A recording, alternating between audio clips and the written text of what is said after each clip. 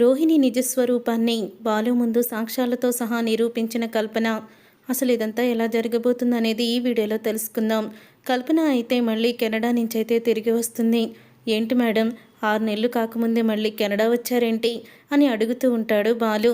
ఏం లేదు బాలు, నేను కన్న కలలన్నీ కూడా నాశనం చేసింది ఒక వ్యక్తి. దాని గురించి మొత్తం నిజాలు బయట పెట్టాలని నేను వెళ్తున్నాను. నన్ను ఇక్కడే పల్లెటూరులో ఉన్న కుమరిపాలెం దగ్గరికి తీసుకువెళ్ళు అని అంటూ ఉంటే, కుమరిపాలెమా? ఆ ఏరియా నాకు బాగా తెలుసు మేడం, నేను తీసుకువెళ్తాను అని బాలు అయితే అంటూ ఉంటాడు. మిమ్మల్ని కూడా ఎవరు మోసం చేశారు మేడం? మీరు ఇంత మంచివాళ్ళు కదా అని బాలు అంటూ ఉంటే, ఒకద్ది మోసం చేసిందిలే అని అంటూ ఉంటుంది కల్పన. కల్పనని ఇక బాలు అయితే తను చెప్పిన అడ్రస్కి తీసుకువెళ్తాడు. అక్కడ తీరా చూస్తే చింటూ వాళ్ళ ఇల్లు ఉంటుంది. మేడం ఇక్కడికి తీసుకొచ్చారేంటి? ఈ ఇంట్లో మీకేం పని అని అడుగుతూ ఉంటే, ఈ ఇల్లు మీకు తెలుసా? ఈ ఇంట్లోనే నన్ను మోసం చేసిన వ్యక్తి ఉంది అని లోపలికైతే తీసుకువెళ్తుంది.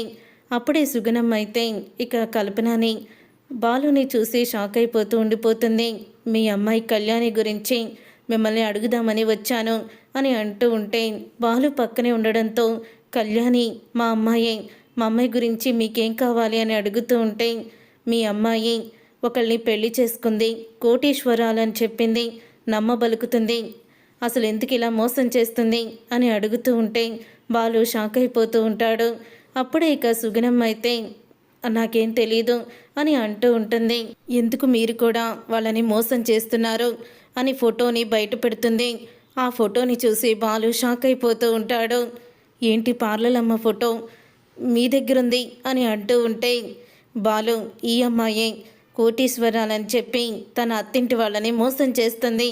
తనకి పెళ్ళయ్యి ఒక బిడ్డ ఉన్నా కూడా ఏమీ కానట్టు తను నటిస్తుంది అంటూ బాలు దగ్గర నిజాన్ని బయట పెడుతుంది.